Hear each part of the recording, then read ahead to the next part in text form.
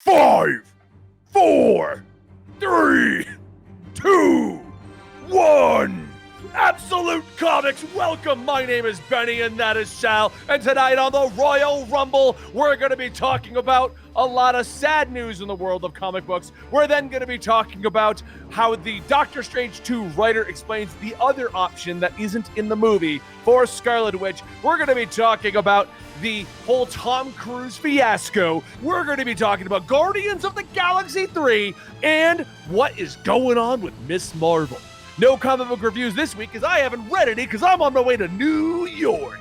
But don't worry, Sal also didn't read anything this week, so we got no comics to talk about.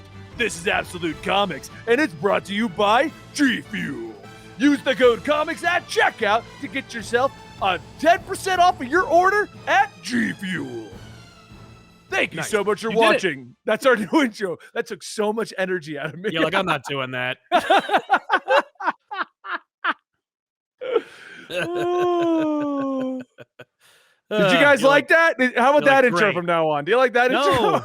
You're like, don't make it do it. I don't want to do that anymore. It was hard. I will say I did read some free comic books. I read that the Dark Crisis Prelude and the Spider-Man Venom free comic book. I keep wanting to read the Spider-Man Venom. That one I am going to read ahead of time, but I don't think Dan's bought it yet because I haven't seen it on the list here. And I always feel weird buying stuff, which is weird because I own the company, but right?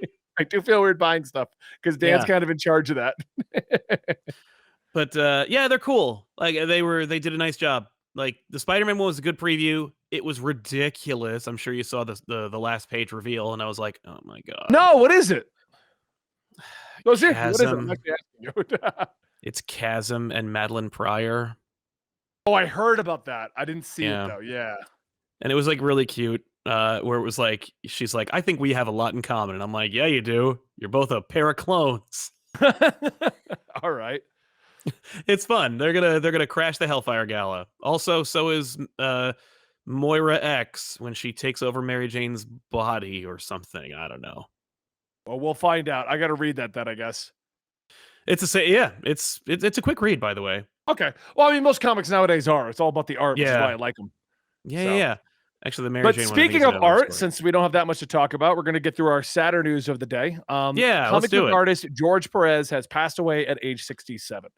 If you don't know who that is, he wrote things like Infinity Gauntlet or drew things like Infinity Gauntlet, Crisis on Infinite Earths, and many, many more comics. Both Marvel and DC were giving him I think what made this kind of hit a little bit harder than Neil Adams, who also recently passed away. And I do have a personal story about Neil Adams that I want to tell.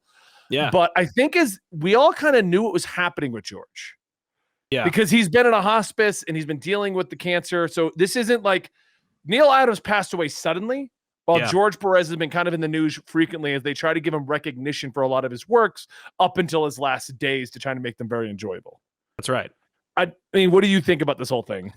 I mean, it's a real tragedy. It's always incredibly sad when someone's struck down, I think, prematurely. I know that Neil Adams passed away at the age of 80, and it was like people were still like, he's a young guy. And the fact is, like Benny will explain, Neil Adams was a very vibrant person who up until his passing was incredibly lithe and just personable, still had his faculties, and it was very sudden. And George Perez is such a powerfully positive figure in the comic book industry. Like, dude, always, anyone who's met him has a lovely story to tell about what a friendly, affable guy he was. Not only was he also an incredible powerhouse when it came to his art, but also just an incredibly wonderful ambassador to the field. Loved the world, loved the industry, and had some strong opinions about comics, but all from a place of like love. And you read there's some terrific interviews with him, and he wrote a journal, which I hope is published or at least released in some way, for his time working on the JLA Avengers crossover. And you could just, and he, same with War of the Gods back in the 80s. It was just like, or early 90s. He's like, this is really frustrating. Like he's just him railing against the system that's just not letting him do what he wants to do, which is tell good comics. So it is tragic when we lose a terrific ambassador to the field, and especially someone or someones who are incredibly talented. Neil Adams and George Perez both contributed in not insurmountable ways. Um, where like you look at a George Perez piece and you're like, oh man, not only is it awesome, but I also immediately recognize it and it informs generations of artists. And Neil Adams, the same exact thing. Like two powerhouses in the world of comic book art. Neil Adams also worked tirelessly towards creators' rights, trying to give his fellow peers a better opportunity to live and work. Having come through it all himself, he had a lot to say about it. Yeah, no, it's true. So we are honored by them. We appreciate their contributions, and they will be sorely missed. Yeah, there was a con that I went to with Rob actually, that Neil Adams was at, and Rob and I went on the show floor, and obviously Neil Adams had no idea who Rob and I were. And I've always felt weird talking to comic book artists and writers. I don't know, like, it's funny because I'll talk to like these celebrities from the movies and I don't care. And it's like, I'll go to the comic book artists and writers. And like, that's when I get nervous. Yes. And we went over and Rob, because Neil Adams was just sitting at his giant booth. Because if you didn't know, he always had a giant booth when he went to a con that had all of his works in it. And Rob just went over and asked him a simple question. And Neil Adams spent an hour of the intro of the con just telling us stories about the industry, not having any idea who we were or what we did, just talking about the industry with two fans of the industry. And like, that's how I remember Neil Adams. And that's like, hearing that he had passed on, it was like, that's so sad because like, that's never going to happen again. I'm not going to go to a con and just see him randomly and just hear about the industry forever.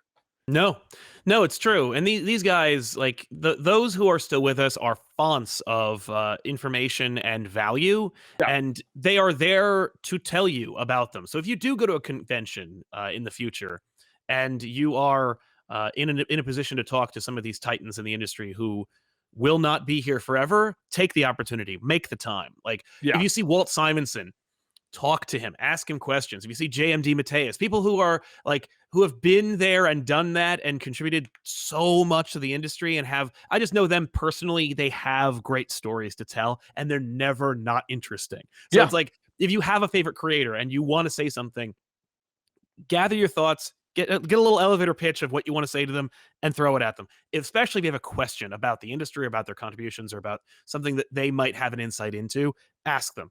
More often than not, I have, if I had 100 stories about running into creators and talking to them, maybe one of them was a negative experience. You know what I mean? Like they're predominantly positive. So, take that opportunity. Let this be a lesson, at the very least, to like meet your heroes. Try. That's what I've always said to people, like, because I always get nervous. I'll see you guys next time. I'll see you guys next time. And it's always like, you never know when next time's going to be. Always take advantage of the time you have. If you're at a con and you see an individual you like you said, go say hi, try to talk to them. They'll tell you information, or they won't, but at least you'll know you tried. Right. Because for everybody who skipped out on talking to Neil Adams while he was at every con, still doing the con circuit, you don't get to talk to him now. That's right. No, I remember vividly. I was at Baltimore Comic Con. Darwin Cook had a table, and I thought, and nobody was there, and I just thought, like, I really don't want to bother him. It's like he paid money to have a table so the people would come up to him, and I didn't want to bother him. Next year has passed. Same with Steve Dillon. I have a couple of stories like that where I'm just like, missed opportunities, and it just it doesn't mean anything. I'm sure it wouldn't have made his day or anything. It's just a thing where it's like, they were available. They made themselves available, and I didn't take that opportunity. Neil Adams, I did have an opportunity to talk to him. And George Perez, I ran into him one time outside of East Coast Comic Con. He was walking towards the show. My wife and I were behind him, and he was unmistakable. He was a big personality. He was wearing these flamboyant Hawaiian shirts. You see him walking. It was like summertime, and he had flip-flops. It was just, there he is. It's George Perez. His kind will never come again. So that moves us on to our second topic here, which is also kind of a sad one, at least from my perspective as to what happened, but it's Free Comic Book Day. Free Comic Book Day, Sal has a lot of more enjoyable things, but I haven't said much about this since it happened, but I have not been back to my comic store since March. and I haven't said it here, and I don't know why, probably just because I'm trying to not really too much dwell on it, but my comic shop owner, Jason, who you guys may know from like early videos on Comic Storian, he passed away at the beginning of March. I was live doing stuff on the internet, and like I think I was in like some review or something, and somebody showed up midway through to inform me while live that he had passed away. And Jason, I hadn't really chatted with very much in the last couple of years, but he was one of the first friends I had when I came to Colorado. So it kind of hit me in a weird way because like I hadn't really talked to him in a while, but it was always one of those I kept meaning to get back into the habit of going to the comic book store on a regular basis. Yeah. And for me, I just completely missed Free Comic Book Day. Didn't even realize it. And that's what I also realized. I haven't even gone and picked up a new book from the store in almost 3 months because of that situation. Yeah. So I'm sorry to hear that, man. And I remember you saying so, I think privately, and I was like, oh, I remember Jason from your early videos. Like he was a prominent figure for a while. That's your comic shop. It is. And it just goes back to what I'm saying, and it does relate to George Perez, and it does relate to Neil Adams. Never pass up on an opportunity to talk to somebody. Never, if you're always worried you're going to like bother them or something like that, you know what? If you bother them, that's going to happen. But at least you'll know you've tried and you tried to do something like that. Yeah. So, yeah. You could apply this to anything outside of just comic books, but like, yeah, like if it can be a lesson, let it be at the very least like something to help you spur you into showing someone that matters to you that they matter to you. And I kept meaning to go back to the store, and that's what really kind of hit me hard because it was when I got the information, it was Saturday, and I currently was planning that week to go and see Jason on that Sunday because we were going to talk about some D&D stuff, and I was like, well, I'll just swing over and see him on Sunday. Well, Sunday never happened, and then I haven't gone back to the shop since. So yeah, it's real shame. Yeah, sorry. Sad opening to today's episode, isn't it? Yeah, it is. So let's move on to the next topic then. Well, do you have any fun stories about this comic book day you want to share with the audience? Free Comic Book Day was a fun time. I was a little under the weather, but I masked up and I took care of business, and we hit up a couple of shops and had a great time. Free Comic Everyone Book Day missed you yesterday here. I know. I'm really sorry. Yeah, no, that was Saturday. But yes, I was Saturday I was like, oh, I think I'm okay, and then Sunday I was on my ass, and then I just licked my wounds until. Well, I'm still sick, but but it isn't. You woke up yesterday and couldn't show up. Yeah, I was wrecked. But and you might be able to hear it in my voice and in my my nose. But yeah, man, it was. But I love Free Comic Book Day, and I was not in a position to be able to go like, oh man, we should go, because I always want to at Free Comic Book Day go to as many comic book stores as I can and just like see them and experience like the event-itude of Free Comic Book Day, because like it's not just hey, here's like the free comic books that these publishers decided to make. It's also your comic shop is getting foot traffic unlike it's ever seen. Normally, they're usually doing some kind of great sale. If you haven't done it, I highly recommend it. It's so worth it, especially because, like, if you're looking for something or if you want to get something at a discount, like your comic shop rarely is going to provide one, so you should definitely take it up on Free Comic Book Day. Plus, it's an opportunity to try out other stores and see like what they have, and because that was one of those things. I don't remember if it was. I don't think it was Free Comic Book Day, but my wife and I did like a comic crawl where we hit up like 6 or 7 comic book stores in the area, and we learned a lot of stuff about a lot of different new stores that like we're still talking about today. It's dope. So yeah, take it up, try it out. I would definitely recommend it, and a lot of the stores still have those free comics still there, so you can definitely go check them out. That's true. The good ones like Spider-Man Venom are probably gone, and I was just looking while you're telling your story. It's not on Comixology. That's how I have not read it. It'll probably drop tomorrow because Comixology is always like late on the Free Comic Book Day stuff. Yes, so which is probably a good idea. Well, the whole idea is to get you at a store, not download it immediately and then know it and go read it. So yeah.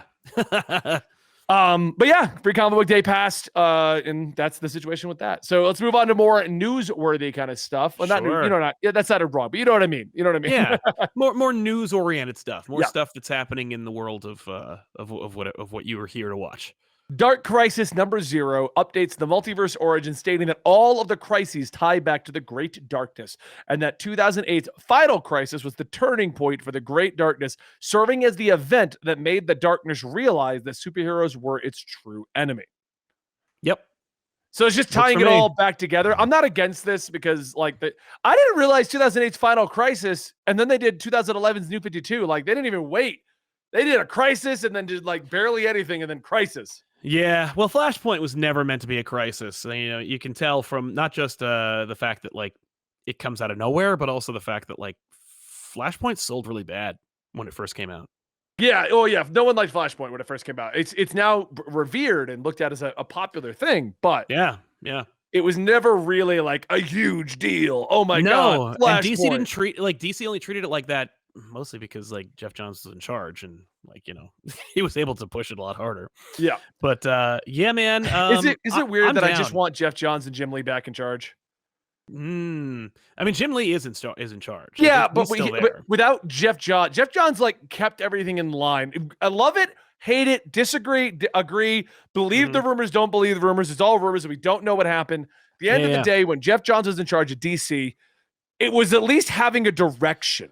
Right. There was a coherent direction. It was him and who was the other gentleman that got a blame for everything and hated Nightwing? Dan DiDio. The two of them made sure DC didn't feel all over the place like it does right now. Yes, absolutely. Well, like here's the thing. Yes, you're absolutely right. Right now DC seems directionless, or at least over the last 2 years, DC has seemed directionless. I would say that DC is right now allowing itself to appear directionless, despite the fact that like you had Infinite Frontier go into Justice League Incarnate, go into Justice League 75, goes into Dark Crisis. Like there is a direction if you are willing to accept it or look at it. It's just that not everything is tied in. We had yet another unsellable Wonder Woman event that nobody freaking bought. Trial of the Amazons came and went. Here's what irritates there it me. is. That didn't sell. And now we're going to get more people being like, but where's all the Wonder Woman comics and the Wonder Woman events? And where it is you didn't buy it. Yeah. Where it is you didn't watch videos on it. Where it is like, no, you did not interact with it on any level. And that's why they don't make them. Yeah. No, the Wonder Woman doesn't sell for a number of reasons. And it isn't because like she doesn't have enough events. It's because that marketing isn't behind it and the audience is either uninterested or unaware of it. I don't know which is which because every time that you say out loud like, hey, I don't think Wonder Woman sells, people come out of the woodwork. People who don't read comic books, never buy them, come out of the woodwork to go like, hey, well, what are you talking about? Wonder Woman's was one of the most iconic female superheroes of all time. It's like, yeah, she is. Yeah. And her book don't sell. The book doesn't sell. If it doesn't say Batman on it, it doesn't sell. Like, I don't get why people don't get that. This isn't a situation of there's so much hate for Wonder Woman because nobody wants a female-led superhero. No, you're not buying it. Yeah. And to be fair, DC ain't selling it neither. Like the problem is DC is their marketing is tone deaf and like it refuses to push things that either aren't Batman or they just don't know. Like when you hear about like Black Label, like there are a ton of Black Label books that keep coming out and you never hear about half of them, because on one hand they're resting on their laurels because most of them are Batman books and they're just like, well, Batman will sell, that'll be fine. And on the other hand, it's like, I don't know. I don't think that like I have a personal stake in it where I'm like, I don't think they even care anymore. Cause like Snyder kind of like spearheaded the Black label. And now that he's not really there, no one's there to push it. Yep. And Jeff Johns, like him or leave him, when he was at DC and he was like COO, I think, or CCO, Chief Creative Officer. Like when he was there, he was like, this is the direction. Here's what we're doing. And then dictated the line. Whereas right now, there's nobody at the managerial level at DC that's like, here's what the direction is. Like poor Josh Williamson, dude's like, I've been laying the groundwork here. But it's like, at the end of the day, what does he do? He writes the stories. All he can do is write the books. Yeah. But like you could tell DC's just like, hey, could you tell people to buy the book you're writing? And I can imagine him just being like, could you sell them, please? Well, like my job is to write it. I'm being paid to write, man, not to like sell your books for you. Well, and that's the worst part about what's happening right now is like, so a lot of people in our comments are even saying they didn't even know the Wonder Woman event happened. And I'll admit, I didn't see any promotion for it. And to make it even more obvious, so yes, I go through periods where I don't read comics for a week or two at a time because I'm saving up for a trip. I read like 40 books on that trip to LA. Yeah. And I didn't see Wonder Woman promoted once in them. No. Unless it was the back page, because that's the only one I won't read because I'm flipping through them. Yeah. Like, and the only promotion I just saw in there was them promoting the Batman Beyond White Knight stuff. Right. It's all I Right. saw promoted in the DC books. Yeah, which like they don't need. Like you don't need to promote the White Knight's book because Yeah. it's already a big seller. Like the last two sold great and it's Batman. You're good. I don't know, man. It's ridiculous. And Like, I here's the think thing. I just looked at my thing of them buying stuff, and they just bought another issue of Batgirls. I keep forgetting Batgirls exists. I don't, but like Batgirls is not a book for me. Like it is marketed for somebody else, and I appreciate it? Yeah, I think it's very stylized, very distinct. It's for an audience that isn't me, but I recognize I'm like this is actually like this is well made. This is a well made book. I'm not the target audience, but I do appreciate that it exists. And I read the first 2 issues. I was like, yeah, okay, that's not for me. But I'm not going to be like, boo. But also, it has Bat in the title. So, like, I think for them, they're like, well, it's part of the whole, like, Katamari ball that is marketing for Batman, which is just let Batman roll and he'll sell, you know? Right. Which, unfortunately, is not it's not a publishing initiative. Like, you can't just say, oh, well, I'll publish 19 Batman books out of 30 books and we'll be fine. Like, you won't be fine, and it doesn't work, and it's diminishing returns. Like you can't just become Batman comics, even though of course DC Comics is Detective Comics. Luke Fox, or not Luke Fox, I forget what it is. The Black Jace. Batman, Jace, is still going. Yeah, and they changed his suit to just be Batman. Yeah, like, that's right. It looked different before. It was Why is he's not even referencing the rest of the Bat books? No, he's not. But it's still going. Yep, because it's Batman. Now, I don't know what the sales are on that thing, and to be honest, like, you know, it'd be hard to really parse, but I imagine it's probably okay. Probably better than Aquaman. But yeah, DC's marketing is just... Why did they just change it to a regular Batman suit? I don't know. I mean, my guess would be that it's probably... If I had to guess, it's because the creative team behind it was like, we want him to look like real Batman. Like, we want to have him take over a Batman suit. Like, because I can't... Unless somebody upstairs is like, make him wear the regular Batman suit. I mean, I don't know.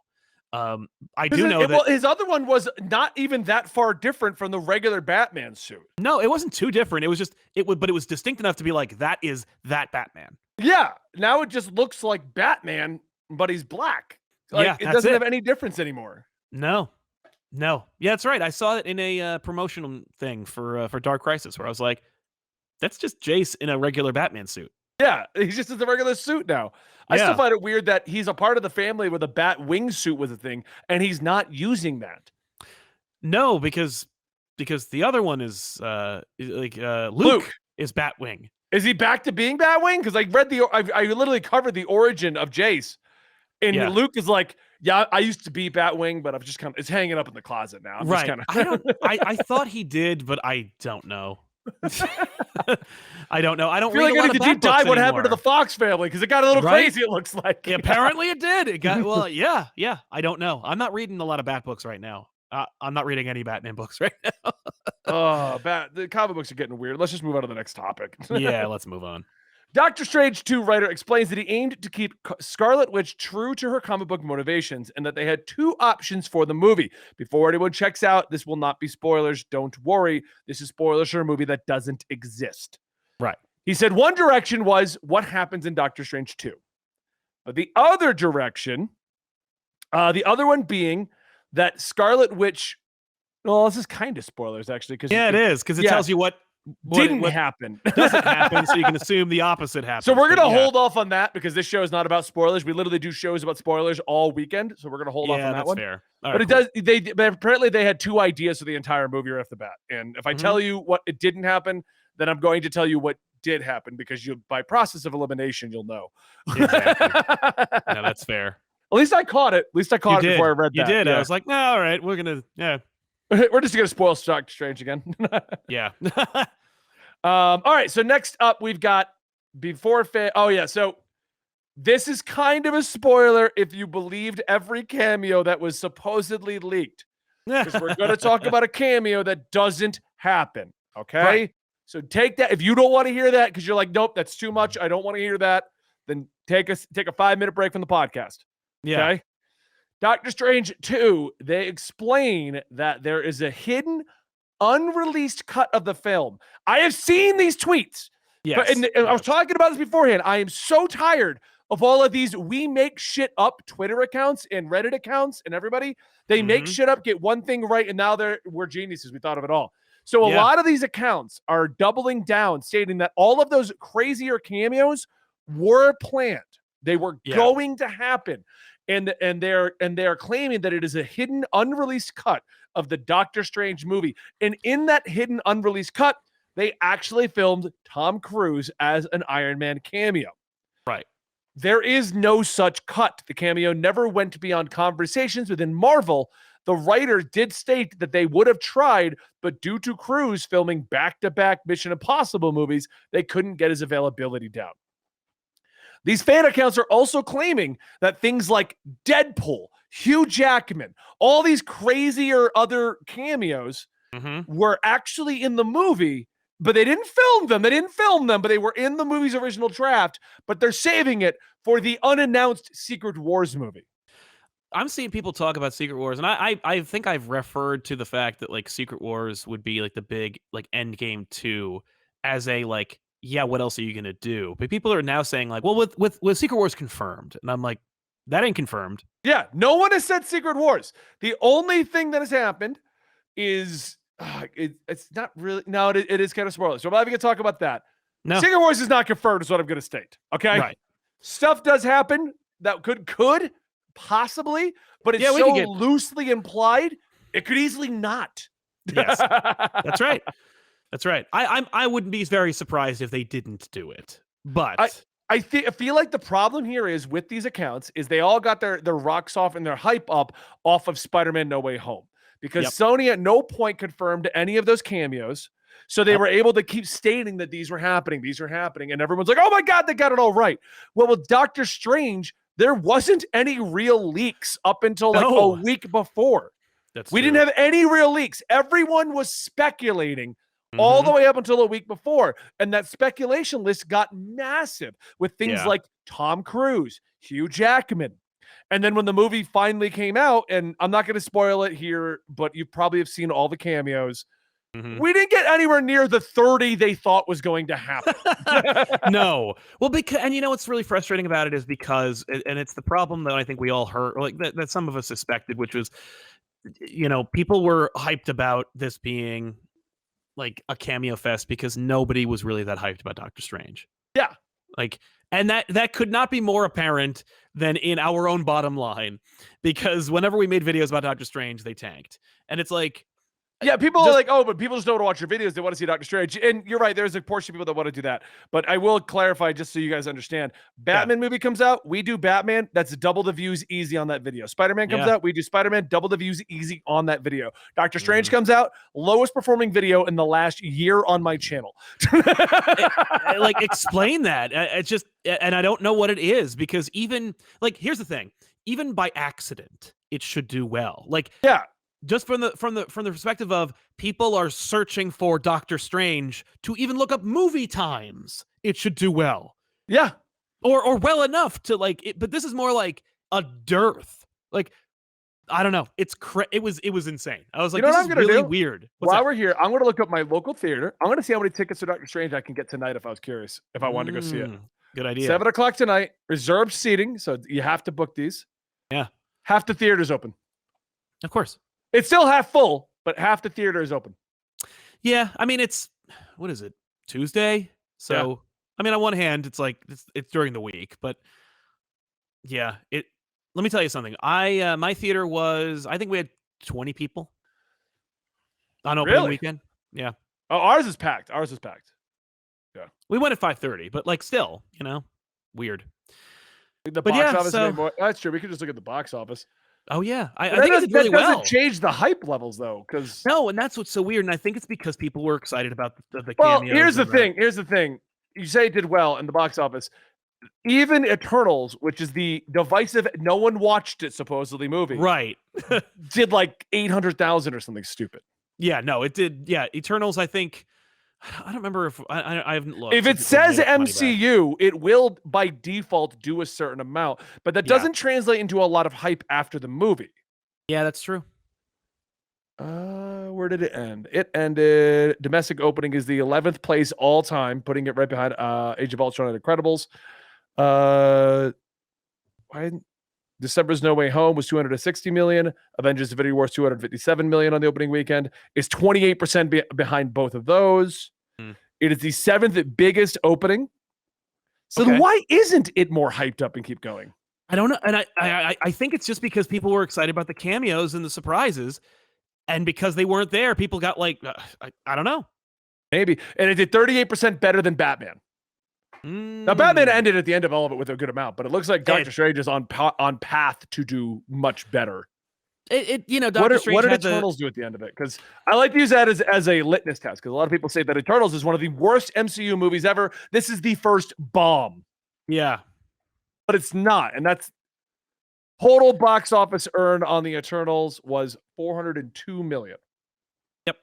So that's a bad MCU movie, and that's still double the budget. Yes. Eternals did not do very well because you have to double the budget in order to assume like that's how much. Well, the funny thing with Eternals is everyone likes to say like 400 million is not bad, but let me tell you about a different, like a normal movie that like just a not superhero movie. Right, a movie that costs like 10 million. Yeah, that's what I'm saying. You know?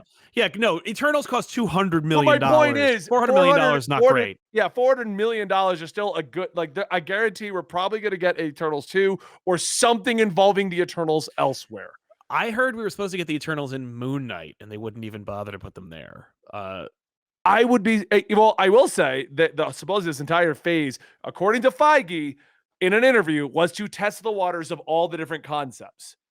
I mean, like, they did test them all right. You know, I would like to see, that's the thing now, thanks to streaming and Disney Plus, we'll have no idea how Moon Knight did. Yeah. The only thing we'll know is whether people are talking about it or not, or whether he shows up anywhere. I want to clarify, we're not saying Doctor Strange bombed in any way, shape, or form. No, it made $400 million. Yeah. Like, Doctor Strange made, in its opening weekend globally, what Eternals made entirely.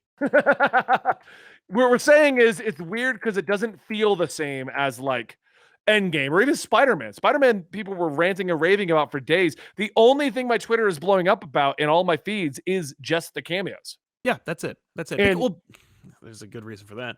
But yeah, it's Uncharted did 400 million. I was actually curious about that. Yeah. How much did Uncharted cost though? 120 million. Okay, so that's not so bad. Yeah, we'll definitely be getting an Uncharted too. I can tell you that. Sony's like, we got a video game movie that worked. We got a Sonic, you guys. We got a Sonic. Sonic. Yeah, Sonic did fine. What's Sonic do? Now we're doing like a box office. Yeah. How did Sonic 2 do? I assume well. Sonic is 349 million total. And it costs 90 to 110 million. How does your budget fluctuate like that? See, like how what? No, you should know how much it costs. But but Sonic. I just picture who made this movie. Right. Production company Paramount. I can just picture Paramount. It was like 90 to 110. I don't know, somewhere in there. Did you lose $30 million somewhere? But no, I mean, like Sonic. Listen, like that movie shouldn't cost much at all because it's just James Marsden and his family, like his wife and whatever, like being confused most of the time, and then Sonic the Hedgehog doing Sonic the Hedgehog stuff. Like, but the point of this discussion, what we're stating is, Doctor Strange is weird because it's still half open. So I guess everyone just saw it, realized it only has these select cameos. Is that all right? We're done.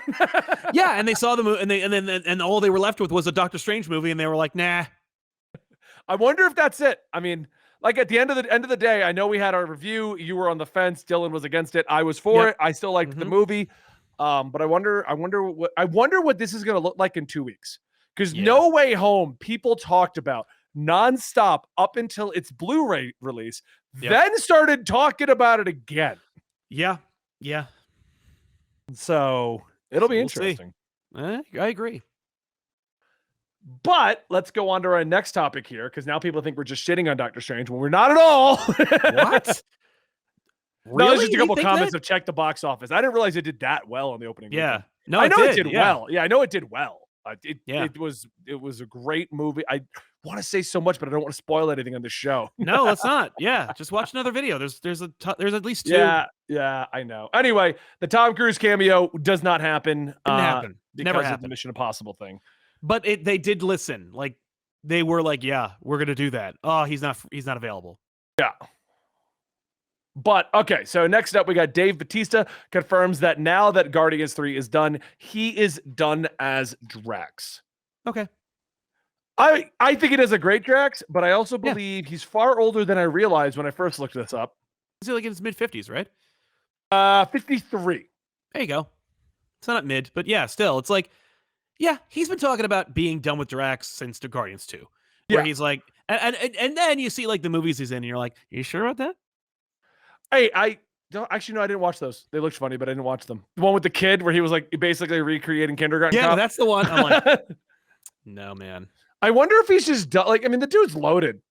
Yeah. And Dave Bautista's kind of like falls into I believe he falls into the Jason Momoa thing where it's like, because have you seen, dude, Jason Momoa is apparently traveling the country, living out of his van with mountain bikes and stuff in the back. I fell upon this TikTok channel with Jason Momoa, and I'm like, there's got to be a deep fake, but I don't think it is. I think it's just Jason Momoa living out of a van, traveling around. Like he climbed out of his van and he's walking into a Walmart, and I'm like, dude, I'm gonna go look for him. Yeah, I would flip my shit if I'm just driving around and there's Jason Momoa living out of his van. Like, That's what fair. do you even do with that? I watched like 10 of this guy's TikToks being like, it has to be deepfake. It has to be a deepfake Jason Momoa. But also, that's something Jason Momoa would do. No. But I think Dave Bautista leads a very similar lifestyle of like holistic, and he's like, I'm living in the nature and things like that. I think. I don't know, but I will say he's been talking about like wrapping up. Like he's looking at Drax as a character that has like an arc, and he'd like to wrap it up. And like I think also James Gunn is done with like at least Guardians, if not all of Marvel. And I know that Bautista has a fierce loyalty to Gunn, and I can understand him being like, if Gunn's not involved, I'm not interested. And, well, I mean, Gunn gave him a role that kind of defined his entire career to an extent. Like big time. Which means I guess we'll be seeing Dave Bautista in Peacemaker 2 or whatever the spinoff series is, because why wouldn't he, right? But yeah, I'm fine with that, especially because like, you know, I think it's a shame when actors like are not interested. I mean, like if they're in a situation where it's not terribly, they're in a situation where they're being paid a lot of money to be in like 1 or 2 movies every 5 years. I don't feel like that's much of a commitment, but again, I'm not a Hollywood star, so I have no idea. Well, I mean, Chris Evans apparently turned down the Captain America role twice before agreeing to it because of that commitment, because he didn't want to be shoehorned into a 9-picture deal. I mean, I understand that, but you know, in his case, it's like, yeah, all right. But at least with there's a precedent for Drax to be like to have a new body if you need to bring him back, which they won't, because Marvel never brings them back. It's really weird. Well, they don't need to in the end of the day, in my opinion. Honestly, they don't need to bring back villains. They have enough to work with. Maybe 30 years down the road, we'll have the return so they can do new stories of these people. But yeah, I mean, like you're absolutely right. The fact and is, the Guardians team, because according to Gunn, this is going to be the darkest Guardians team we've ever seen. It's going to be true to the characters, and it's going to be like a true Guardian story. Guardians, like everyone thinks Guardians is literally just those 5 guys: Star-Lord, Groot, Rocket, Drax, and Gamora. Yeah. No, Guardians is like an ever-rotating team. Iron Man was on the Guardians at one point. Agent Venom was on the Guardians at one point. The Guardians, the only constant in the Guardians traditionally has been Star-Lord. Right. Everyone else is swapped out. Rocket's become more current now, but he also swapped out. Right? Like, where's Vance Astro? Bring him back. Yeah. I genuinely am like, yeah, that's the other thing, is that the Guardians, you could make a Guardians 4 and it's by like Taika Waititi or whoever, and it could be an entirely different team. Hell, you could do Guardians 4 and it's just starring the Ravagers that they teased at the end of Guardians 2. Doesn't really matter. Or whoever shows up in this one. Honestly, I would if you're going to do Guardians 4, don't do Guardians 4, just make it the Starjammers. Yeah, I'm on board. I mean, I'd like it. Right. But no, I mean, it's kind of expected this. Plus, after everything with James Gunn, I feel like he is going to step away. If I almost feel like Discovery is going to offer him that role as the Kevin Feige of DC. I feel like right now he has made successful movies and successful shows. He's also famous for, he's a famous director. He also loves the DC characters, as we've seen. Yep. My only complaint is if James Gunn gets in charge of the DCEU, we'll never see the Justice League, but we'll see characters like Peacemaker that we've never heard of show up. Well, here's the thing. As long as he's like, because Feige doesn't direct these movies. So if Gunn was in a position of like authority where he just picked talent, I trust his judgment when it comes to picking talent. So, do that. Yeah. That'd be fine.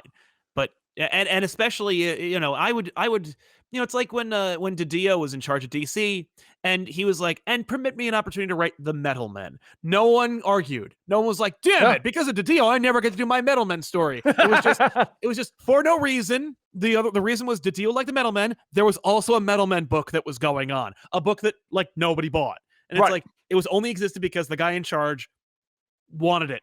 And, if James Gunn, it would be the same thing as if Feige was a big old fan of like, now I'm trying to think of like a bottom feeding nobody who cares about this character. Like if Feige was a huge Sleepwalker fan, I know people are going to be like, Sleepwalker, so I like that character. But like Sleepwalker, and it's like, okay, so every once in a while Sleepwalker shows up or he gets like a show.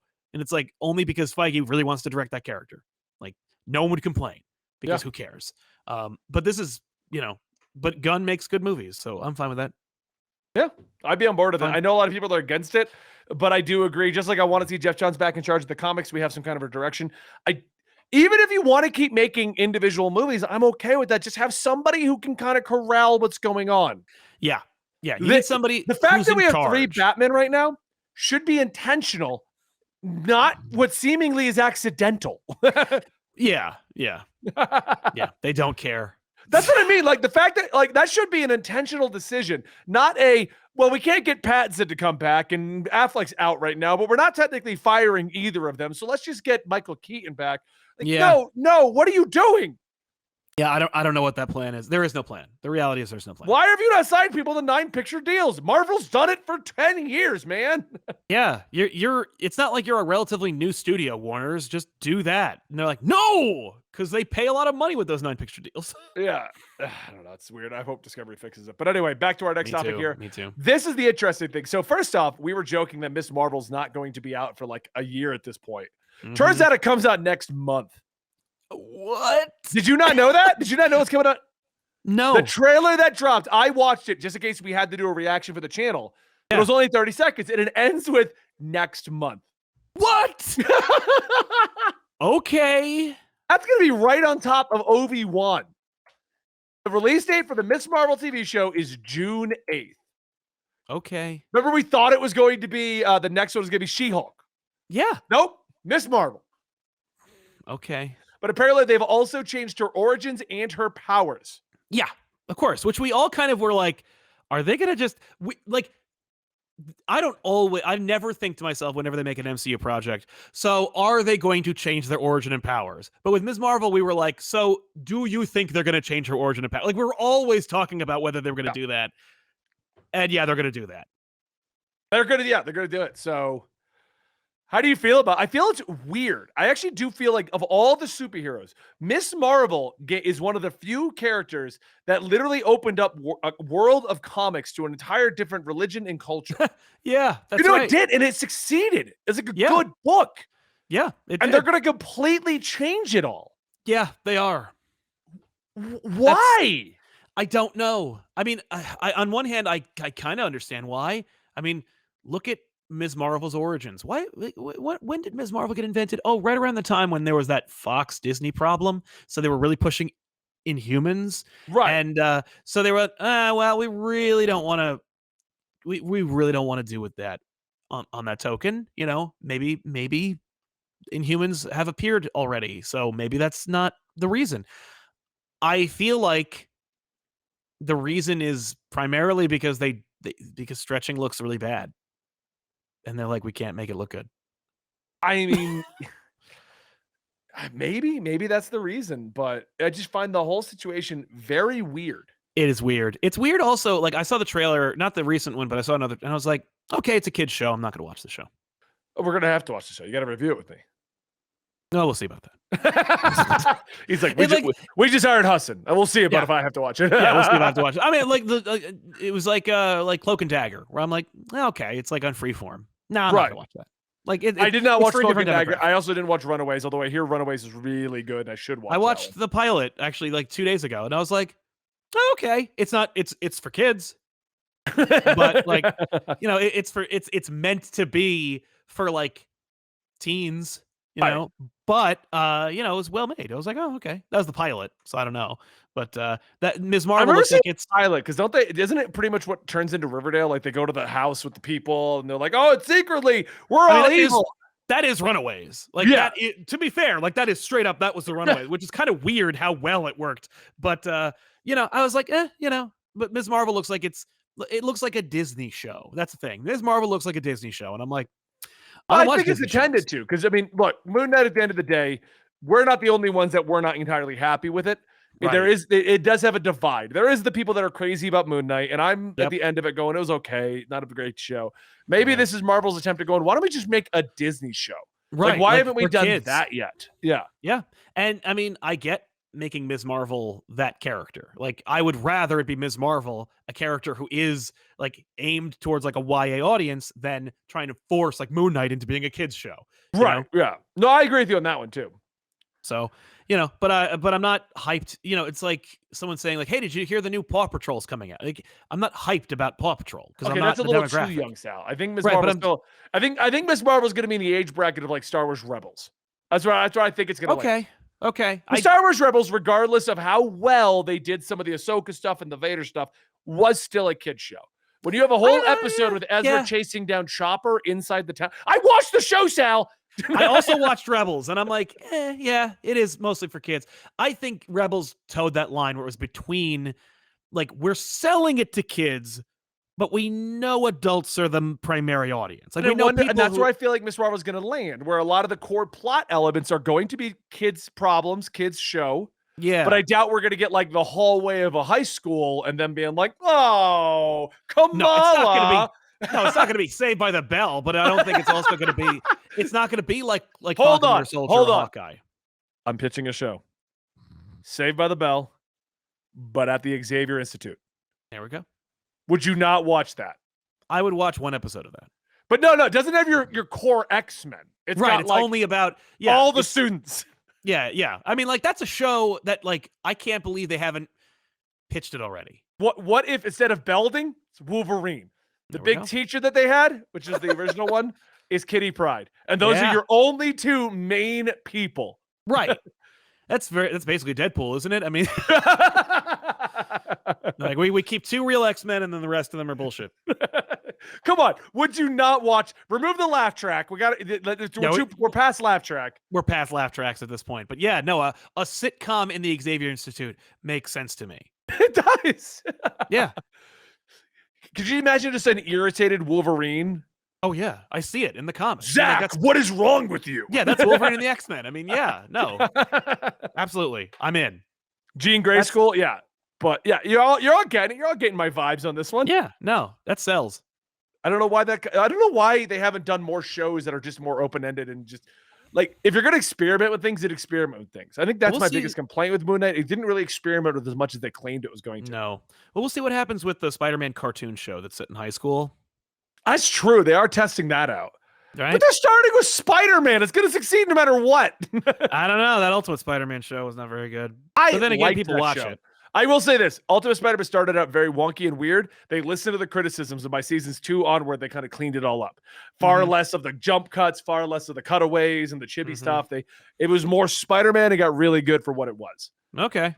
Yeah, I heard I saw like promotional materials for that show where I'm like, you guys went completely off the rails. Like, they also made it their own story. Like they have Mary Jane as the Carnage Queen. Like it was good though. It was good, Sal. Okay.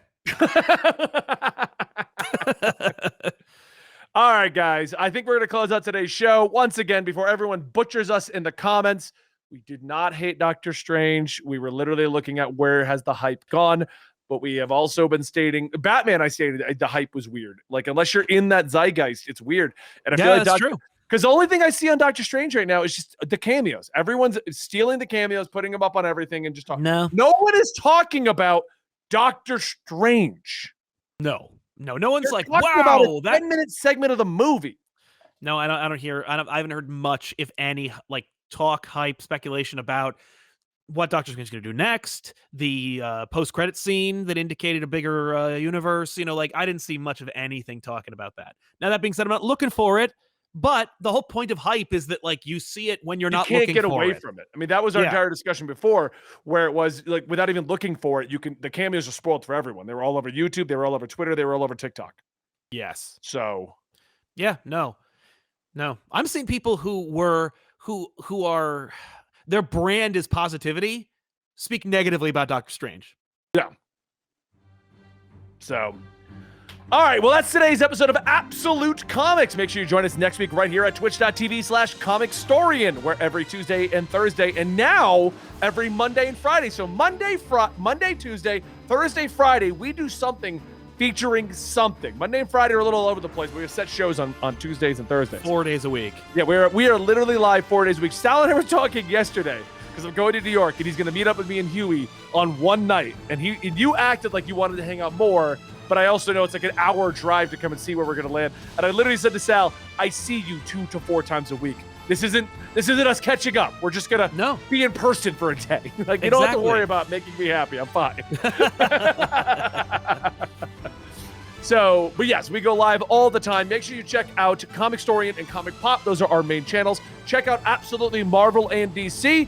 Please, please, please check out my newest brand. That's right, Benny has started another one. Ben and Friends. If you search Ben and Friends /Comic Storian Plays, you will find the channel. It's my new gaming channel. I film myself and my buddies playing video games, and then I narrate the narrative of what we are trying to do. I have a lot of fun. I'm narrating everything. And we are bringing back PlayStation and Steam Gamers. It is being redubbed as the mobile channel because Houston and I talk about mobile games all the time. We were doing it on that channel. Now we're just going to make that the mobile arm because I know you can't really blend your AAA titles with the mobile titles. It doesn't work that well. Like, look at Nightbot. Nightbot's just going crazy there. Anyway, guys, thank you guys so much. We'll see you next week right here at Absolute Comics.